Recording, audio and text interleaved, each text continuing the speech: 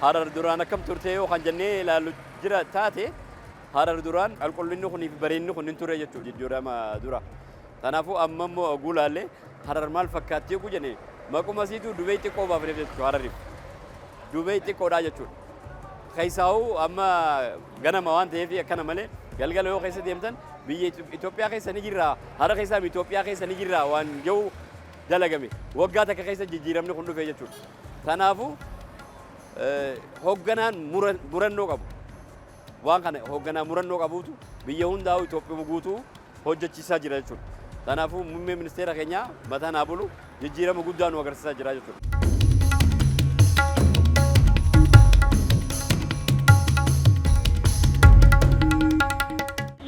Harar dur haraan fokkottuudha.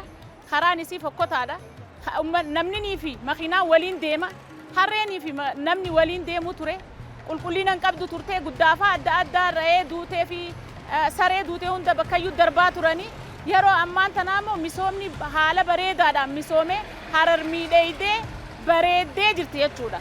Kun hundi katee maali uummanni fadhinnaa isaaniitiin karaa banuudhaan fadhii isaaniitiin waan silaa karaarraa ka'uu qabu hundaa'u karaarraa kaasuudhaan uummanni mootummaan osoo hin dirqin fadhinnaa isaaniitiin jechuudha. Fadhinnaa isaaniitiin uummanni mootummaa deeggaruudhaan mootummaa hararii deeggaruudhaan karaarraa waan adda addaa kaasuudhaan yeroo ammaatitti harar jechuun miidheeydee bareeddee karaa feetu halkan deemte jechuudha. Dur halkan deemuu hin dandeenyu nuti dubartoonni yeroo ammaatitti immoo halkan feenu deemna jechuudha. Karayyuun ifaa jira gamas deemtu bareedaadha foolee bareedaa jira duraan deemuu hin dandeessu. Ajaa jira keessaafuu naannawa Jagola irratti kadalagame araattanyaa irratti kadalagame kun karaan araattanyaa kun dur deemuu hin dandeessu.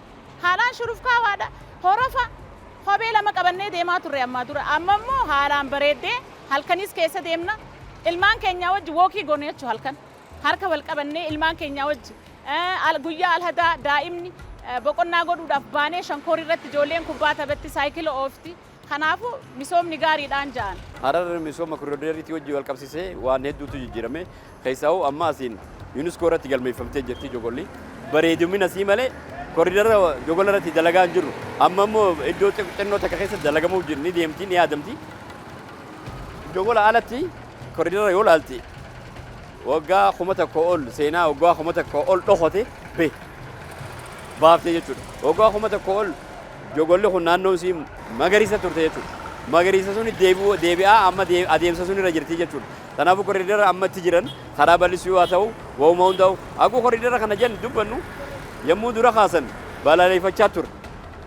Maali miskiina maaliif rakkan maaliif namarratti mana diigan jennee balaaleffachaa ture. Ammoo amma guutii deemnu sirriidha wanni godhame kun.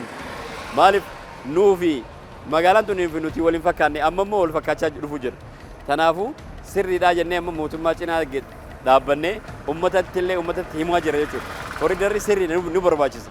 Namni fi konkolaataan fi namni karaa tokkorra deemuu qabu. Akkasuma saayikilli karaa tokkorra deemuu qabu. Lubbuu teenyaaf eegumsa keenyaaf bareedina keenyaaf waan kana mootummaan godhu jirti. Kanaafuu cinaa dhaabbachuu qabnaa jennee koriidorri cinaas akkasuma dhaabbachuu jira jechuudha.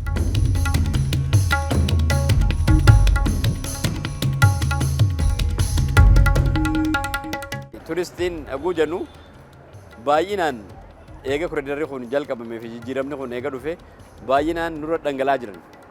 Kan biyya keessaattis haa ta'u kan biyya alaattis. Duraan yoo kan 200 dhufe amma 2,000 oli dhufa guyyatti. Kanummaan biyya keessaatu biyyattuun biyya teenya moo biyya teenyaa miti waan jiru kan biyya alaa dhiisiu kan biyya teenyaatu guyyatti namni 10,000 dhufu naannoo teenyaa kana keessa turistiin daawwannaaf jechuudha. Yoo harma keessa yoo maroosa muraasa turte nama adda addaa argartan namni kun hundinuu daawwannaaf dhufaa jechuudha. Turistoonni adda addaa kun biyya tana bareedina isiitii fi nageenya isiitiif armatti deemanii ilaalan jechuudha. Akkasuma wanni adda nu godhu ammas nama wajjin bineensaa wajjin jiraachuu dandeenya nuti. Waraabessi yoo ilaalte waraabessi wal dhunganneetii waa walirraa fudhanna nuufi waraabessi. Kana hunda daawwannaan sana hunda magaalaa Hararii qaba jechuudha. Kanaafuu jijjiirama kanaatu waan kana hunda ifa baasee jijjiirama kana wajjin deemuu jira jechuudha.